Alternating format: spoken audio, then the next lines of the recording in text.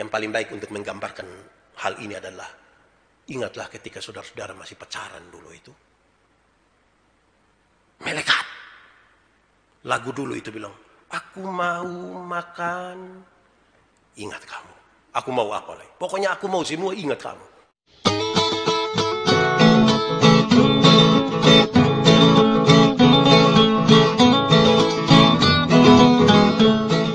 Saudara-saudara, mari kita berdoa untuk pemberitaan firman Tuhan. Mari kita berdoa. Ya Tuhan Allah kami mohon kepadamu, supaya seluruh hidup kami hari ini dikuasai oleh Roh Kudus-Mu, yang akan mengajarkan kami maksud-maksud firman-Mu atas kami sekalian. Biar benih-benih yang ditaburkan lewat pemberitaan firman ini akan bertumbuh dan berbuah di dalam hidup kami. Jauhkanlah kami dari penggoda dan pencobaan. Kami rindu kepada firman-Mu karena Engkaulah yang memanggil kami dalam persekutuan ini.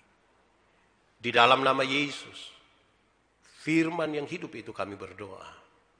Amin. Saudara-saudara, tema yang ditetapkan oleh Majelis Sinode buat kita hari ini adalah tetap kuat di dalam Tuhan. Pembacaannya terbaca dari surat Efesus pasal 6 ayat 10 sampai ayat yang ke-20. Efesus pasal 6 ayat 10 sampai ayat yang ke-20. Perlengkapan rohani. Akhirnya hendaklah kamu kuat di dalam Tuhan, di dalam kekuatan kuasanya. Kenakanlah seluruh perlengkapan senjata Allah supaya kamu dapat bertahan melawan tipu muslihat iblis. Karena perjuangan kita bukanlah melawan darah dan daging, tetapi melawan pemerintah-pemerintah, melawan penguasa-penguasa, melawan penghulu dunia yang gelap ini, melawan roh-roh jahat di udara. Sebab itu, ambillah seluruh perlengkapan senjata Allah supaya kamu dapat mengadakan perlawanan pada hari yang jahat itu, dan tetap berdiri sesudah kamu menyelesaikan segala sesuatu. Jadi berdirilah tegap, berikat pinggangkan kebenaran, dan berbaju sirahkan keadilan. Kakimu berkasutkan kerelaan untuk memberitakan Injil damai sejahtera dalam segala keadaan. Pergunakanlah perisai iman. Sebab dengan perisai itu kamu akan dapat memadamkan semua panah api dari si jahat. Dan terimalah ketopong keselamatan dan pedang roh, yaitu firman Allah, dalam segala doa dan permohonan. Berdoalah setiap waktu di dalam roh, dan berjaga-jagalah di dalam doamu itu dengan permohonan yang tak putus-putusnya untuk segala orang kudus. Juga untuk aku, supaya kepadaku jika aku membuka mulutku dikaruniakan perkataan yang benar, agar dengan keberanian aku memberitakan rahasia Injil yang kulayani sebagai utusan yang dipenjarakan. Berdoalah supaya dengan keberanian aku menyatakannya sebagaimana seharusnya aku berbicara. Demikian firman Tuhan. Berbahagia setiap yang mendengar firman, memelihara dan melakukan dalam hidup setiap hari. Haleluya.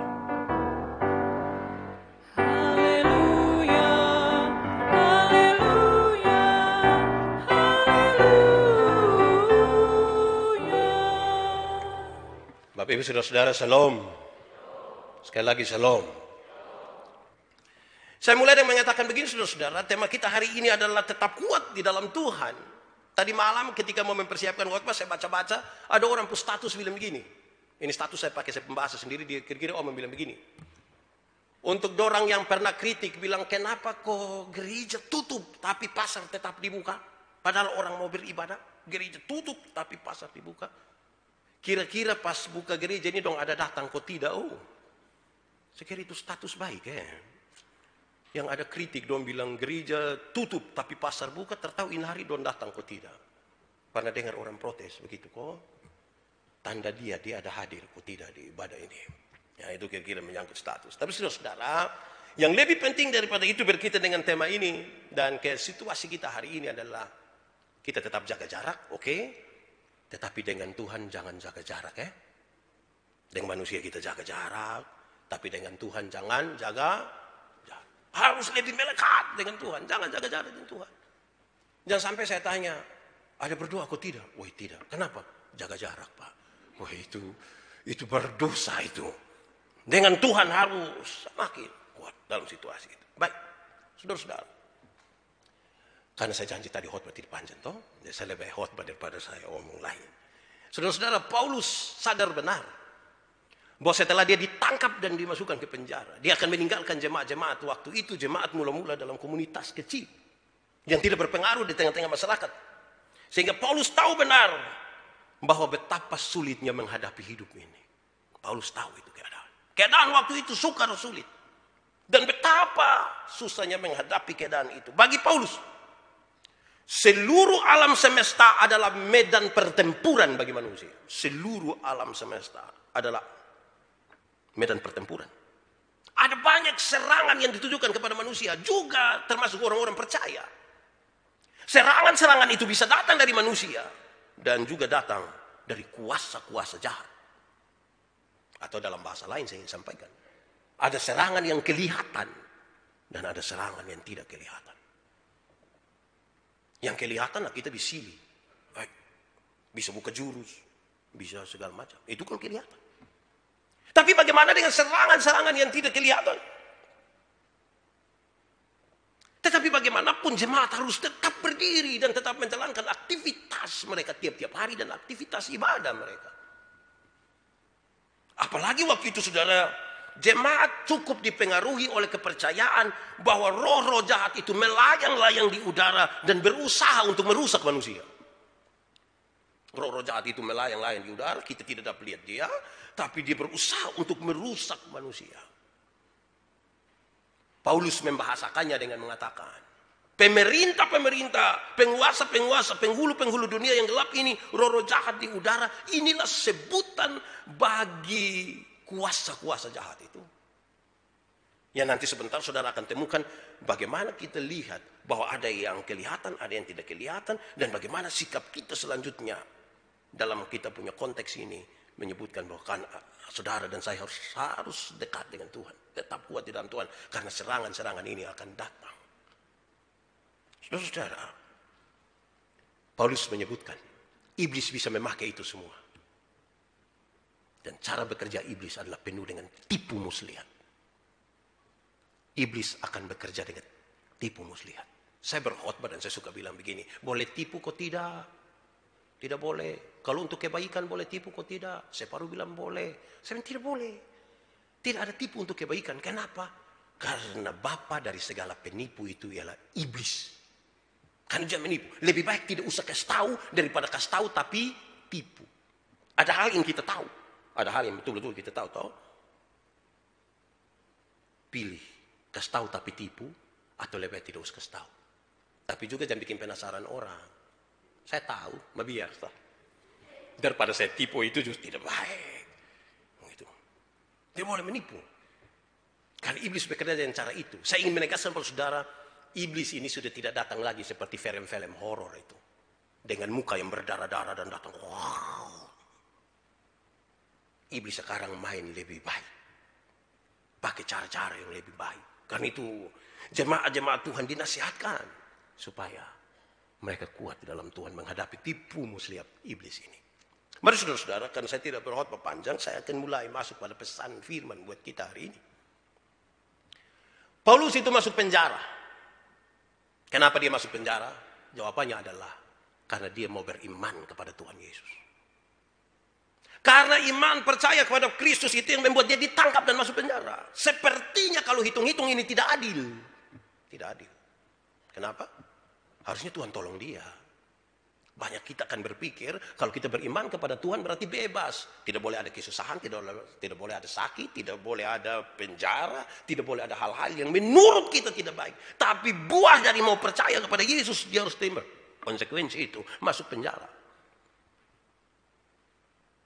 Ketika dia masuk penjara, itulah dia memperhatikan banyak hal. Dan salah satu yang dia paling perhatikan adalah prajurit Romawi. Yang lihat dia tiap hari, datang pastikan dia tetap ada. Kan penjara dijaga oleh prajurit itu. Paulus, ya masih hidup, ya duduk di situ. Dan jalan. Dia perhatikan baik-baik ini prajurit dari ujung kaki sampai ujung kepala. Maka dia pakai gambaran prajurit ini untuk memberi pengajaran-pengajaran kepada jemaat-jemaat. Dimulai Dalam situasi-situasi yang sukar sulit ini, jemaat-jemaat itu diharapkan, satu, berikat pinggangkan kebenaran. Berikat pinggangkan kebenaran. Ikat pinggang itu dipakai pada baju. Dan di tempat ikat pinggang itu, mereka taruh pedang mereka, para prajurit itu. Supaya apa? Jawabannya adalah, supaya mereka bisa bergerak dengan bebas. Saudara bayangkan kalau itu prajurit tidak pakai ikat pinggang, dia pun celana longgar. Mau perang kok mau hilang celana, itu susah itu. Dia bergerak dengan tidak baik, karena itu pakai ikat pinggang supaya dia bisa bergerak bebas. Dalam situasi perang atau dalam situasi berjaga-jaga. Lalu untuk orang-orang percaya nasihat ini menjadi serius. Berikat pinggangkanlah kebenaran supaya kamu bergerak bebas. Dalam situasi apapun. Kebenaran menjadi ikat pinggang kita. Berulang-ulang kali saya sampaikan kepada saudara sebagai catatan bahwa kebenaran itu punya 3 dimensi. 1, kebenaran itu berdimensi legal. Ikut aturan. Kalau tidak ikut aturan itu kita tidak hidup dalam kebenaran. Sah, ikut aturan. Beribadah boleh, tapi catatannya ikut aturan. Buka toko boleh, catatannya ikut aturan. Protapnya bilang begini, ikut. Daripada kita ketemu orang yang tidak mau ikut aturan. Kamu pakai masker? Iya, kok paling mati. Itu kita cek ya. Orang yang hidup tidak mau ikut aturan. Dia bukan bikin susah dia pun, dia bikin susah orang lain. Tagal dia yang tidak ikut aturan, kita semua tidak boleh. Ikut aturan. Kebenaran berdimensi itu. Kedua, kebenaran berdimensi moral. Moralitas, apa yang dipikirkan, apa yang diucapkan, apa yang dilakukan, itu betul-betul bermotivasi yang benar dan baik di hadapan Tuhan Allah. Kebenaran harus begitu. Sekali lagi, karena semua yang kelihatan baik, belum tentu dibangun di atas motivasi yang baik. Ketiga, kebenaran itu berdimensi sosial. Sosialitas, sebuah kepekaan untuk turut mengambil bagian dalam penderitaan orang lain. Kita semua ada susah ini. Semua ada susah oleh karena pandemi ini. Tetapi kepekaan untuk mengambil bagian dalam penderitaan orang itu menjadi penting. Kalau hal-hal ini ada pada kita, menjadi ikat pinggang kita, bergerak bebaslah sekarang. Berikat pinggangkanlah kebenaran. Aman sudah toh. Ketika orang-orang yang tidak percaya Tuhan mereka-reka, kira-kira dia membuat apa? Orang-orang yang percaya kepada Tuhan dengan ikat pinggang kebenaran mulai bergerak. Saya bercerita dengan Pak Lulu tadi di balkon. Bagaimanapun kita memulai, kan kita juga tidak bisa duduk diam-diam saja. Tapi memulai dengan sejumlah hal. Itu menolong kita. Berikat pinggangkan itu. Saudara, hidup ikut aturan itu kan enak toh. Hidup dalam kebenaran itu kan enak. Ini bapak-bapak dong mungkin pernah rasa. Ketika masih muda dulu dan belum ada SIM, motor bunyi sembarang, tidak ada plat nomor, tidak ada kaca spion. Kan lari sembarang-sembarang. Takut polisi, ada tilang di sana, langsung balik cepat-cepat. Masuk dari Merdeka, keluar di Jalan Nangka. Jalan Kepo rumit kan. Tapi waktu seurus habis SIM, kaca spion lengkap, itu lampu sendong ada, plat nomor bagus-bagus. Itu polisi tilang di mana kita cari. Putar polisi tidak tahan, kita putar ulang lagi. Pak polisi tolong periksa saya dulu Pak polisi. Jadi hidup di dalam kebenaran itu membuat orang bebas bergerak. Ini nasihat kepada jemaat-jemaat waktu itu dalam situasi sukar sulit itu. Dan saya kira nasihat ini pas juga buat kita dalam situasi sulit hari ini. Kita memulai, tapi memulai dalam tata aturan yang benar. Majelis ketika kami rapat untuk mau bagaimana kita memulai perjamuan, kita mulai apa. Kami beda pendapat sekali untuk itu, tapi bagaimana kita memulai dengan mengatur segala sesuatu. Dan terima kasih jemaat-jemaat hadir dan mau diatur seperti itu. Luar biasa. Kami takut kalau nanti sudah semakin normal, makin banyak jemaat datang, Terus ada yang nanti berdiri karena kuotanya hanya kira-kira 250. Memang ini dalam tanda petik risiko yang harus kita jalani. Tapi bagaimanapun kita jalani. Itu hal pertama. Hal kedua, saudara-saudara, berbaju sirakan keadilan. Baju sirakan keadilan. Pakai baju perang yang dipunama keadilan. Kenapa, saudara-saudara?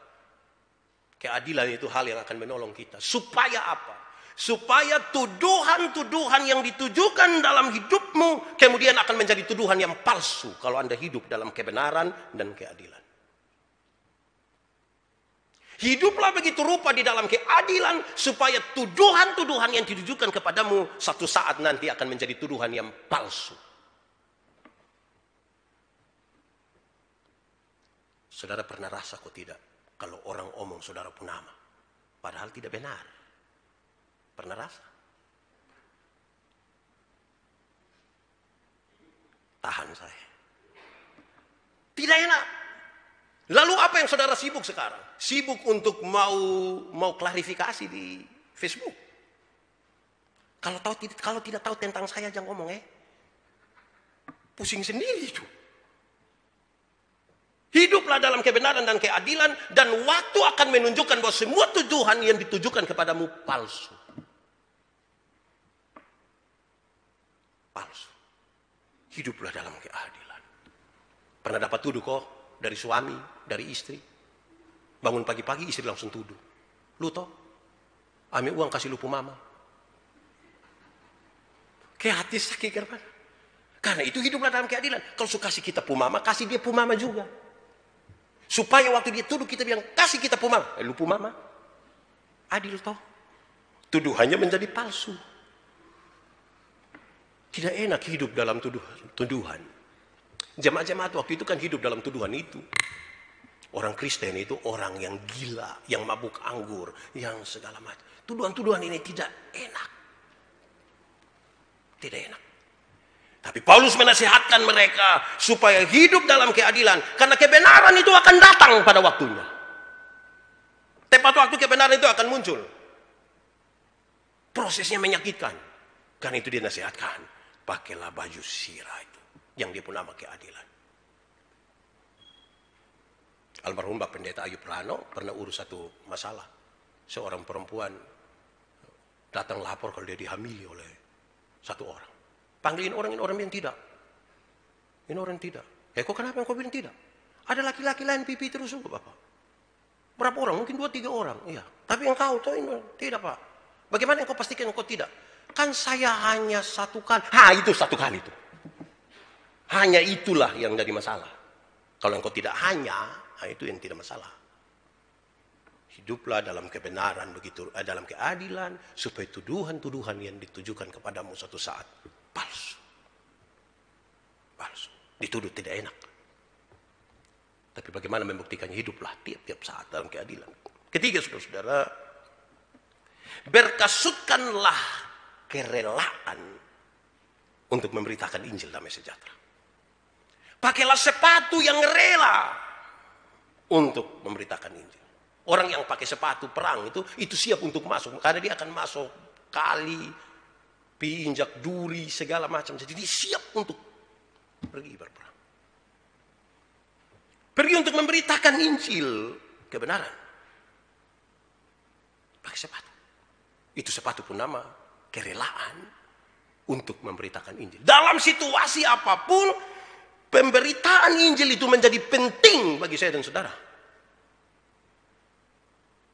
Bagaimana saudara-saudara kita harus berjuang untuk memuaskan kehidupan jasmani kita. Makan, minum, bertahan secara jasmani sepanjang pandemik ini yang kita tidak tahu dia habisnya kapan. Lantas kita biarkan hal-hal yang bersifat rohani, injili, pembebasan dari Tuhan, kita biarkan dia hanya. Dia harus berjalan bersama-sama. Pakai sepatu itu. Orang yang memakai sepatu itu lebih siap untuk melaksanakan dalam situasi apapun. Walaupun ada yang plesetkan bilang, satu saat ada lomba lari antara keong dan kaki 1000. Mana yang juara? Dong bilang kaki 1000. Salah. Keong. Karena keong sudah ke garis finish, kaki 1000 masih ikat sepatu. Tali sepatu ke 600 ini saudara, masih tersisa 400, kapan ke lama. Tapi saudara-saudara, itu bukan itu yang saya ingin maksudkan di sini. Adalah siap sedialah setiap waktu, baik itu baik waktunya, baik tidak baik waktunya, supaya memberitakan Injil. Dan pemberitaan Injil itu adalah sebuah kerelaan. Tadi kepada jemaat yang beribadah jam 6:30 saya bilang begini. Kalau saudara datang ibadah 6:30 pagi, datanglah dengan rela. Saudara datang jam 9 pagi, datanglah juga dengan rela. Kenapa? Biasakan saudara tidur bangun jam 8:59. Terus sekarang ibadah jam 6:30. Ketika ibu kas bangun, Pak, bangun, kita gereja 6:30. Itu kalau tidak rela memang susah.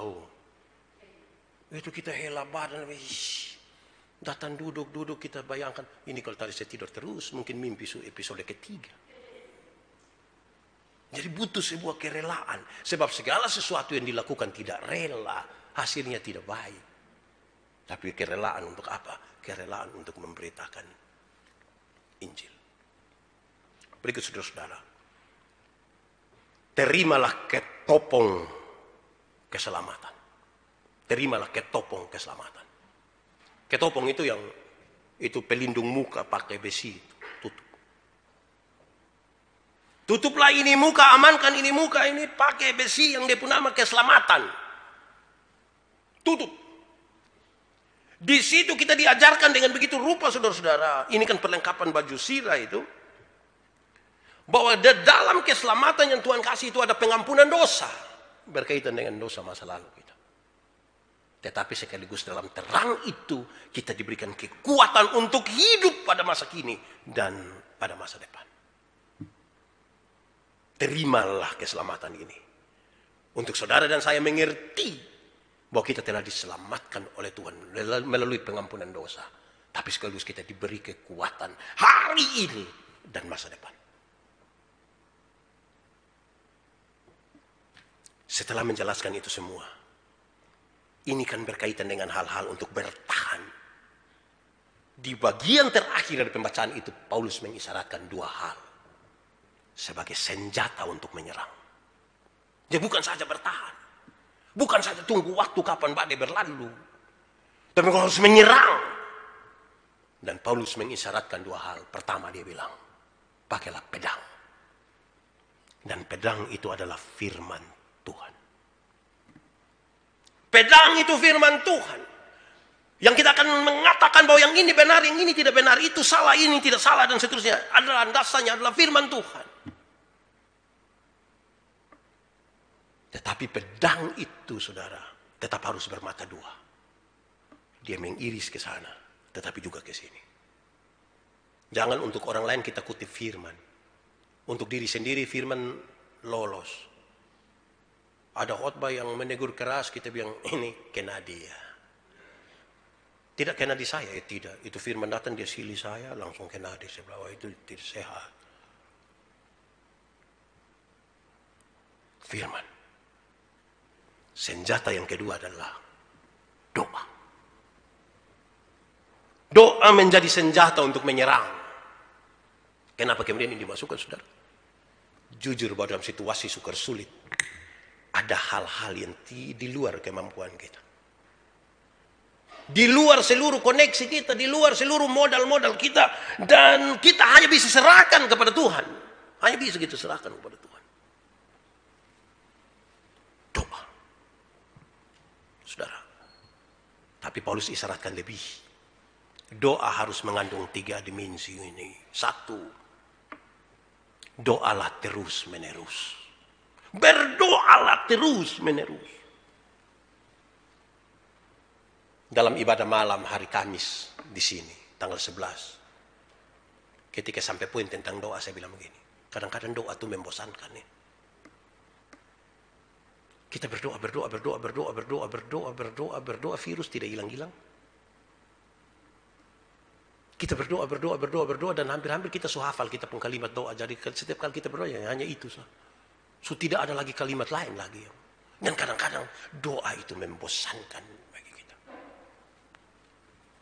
Tapi mau tidak mau saudara-saudara, kita diminta pegang ini. Teruslah berdoa.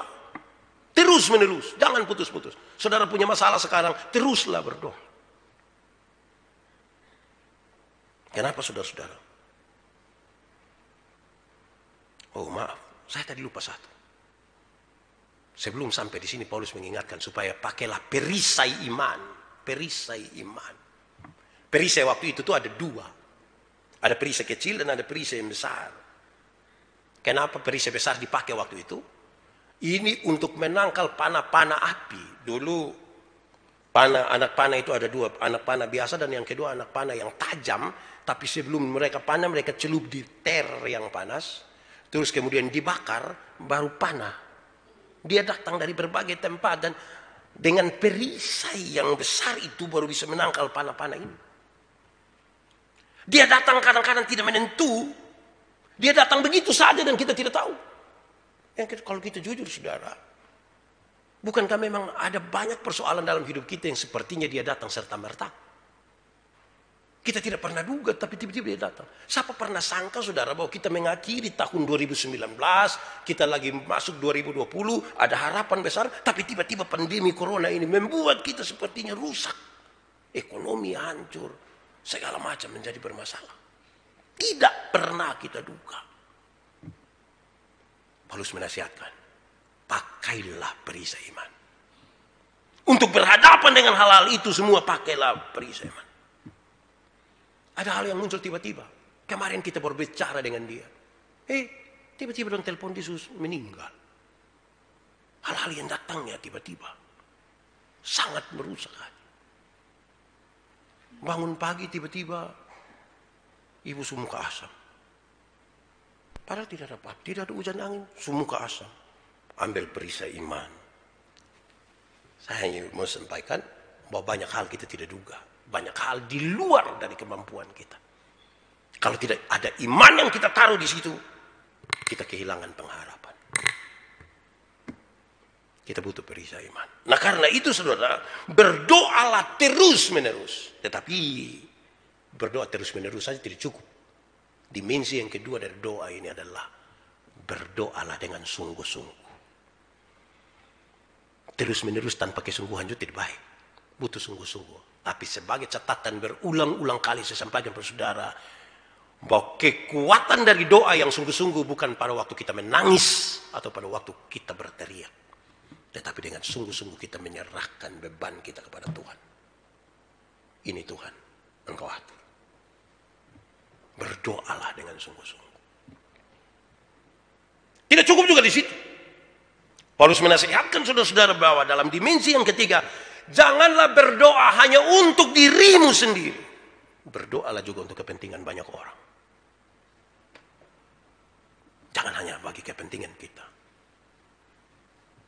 Saudara, saya bicara pada beberapa orang, saya kasih tahu. Kalau kita hanya berkebutuhan untuk kepentingan diri sendiri, kalau kita berdoa hanya untuk diri sendiri, diri kita sudah selesai. Selesai dan maksud, kalau usaha ada aman, saudara tidak sementara bermasalah dengan siapapun, saudara sementara sehat, tidak sakit-sakit, aman toh? Mau berdoa buat apa? Paling hanya untuk kasih lebih. Kalau berdoa hanya untuk diri kita, sudah selesai. Tapi pada waktu kita akan berdoa juga bagi orang lain, doa tidak akan pernah selesai. Doa tidak akan pernah selesai. Karena kepekaan kita untuk mengambil bagian. Kalau saya dan saudara sudah tidak lagi mampu memberi kepada orang lain, minimal berdoalah untuk mereka. Saya ingin akhiri khotbah ini. Saudara-saudara, tetap teguh di dalam Tuhan. Apa itu tetap teguh? Tetap kuat di dalam Tuhan. Tetap dengan Tuhan itu artinya melekat. Melekat dengan Tuhan. Janganlah kita habis-habisan dengan Tuhan pada waktu ibadah ini, tapi setelah pulang keluar dari gedung kebaktian ini, kemesraan dengan Tuhan selesai. Yang paling baik untuk menggambarkan hal ini adalah, ingatlah ketika saudara-saudara masih pacaran dulu itu. Melekat. Lagu dulu itu bilang, aku mau makan, ingat kamu. Aku mau apa lagi? Pokoknya aku mau semua, ingat. Tapi juga jangan plesetkan deh. Saya mau makan nih ada lupa muka. Mau tidur tuh ada lupa muka. Di belakang ada lupa muka. Ingat saya, tidak. Lu jadi beban buat saya. Juga itu jangan, bukan itu dimaksud. Tapi melekat dengan Tuhan itu adalah betul-betul bersama-sama dengan Tuhan dalam segala situasi. Bukan dalam situasi khusus dan tertentu. Jangan sampai pada waktu lapar kita lupa Tuhan. Nanti sukenyang baru ingat Tuhan. Berkekurangan ingat Tuhan, kelebihan lupa Tuhan. Tidak, melekat. Dan tetap kuat di dalam Tuhan sesuai dengan petunjuk yang disampaikan kitab suci kepada kita. Kita tunduk kepala di hadapan Tuhan.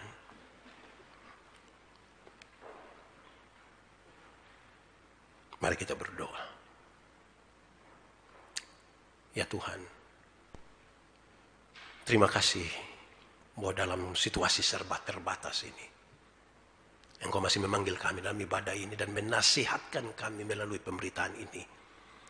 Supaya kami hidup sebagai prajurit-prajurit Tuhan. Yang menggunakan seluruh perlengkapan rohani. Dan kemudian kami menjadi kuat di dalam Tuhan. Perbaharuilah setiap hati. Karena itu diberkatilah semua orang yang mendengarkan pemberitaan firman Tuhan hari ini. Tolonglah kami semua supaya kami pulang dengan sukacita. Terpujilah namamu. Di dalam nama Yesus kami berdoa. Amin.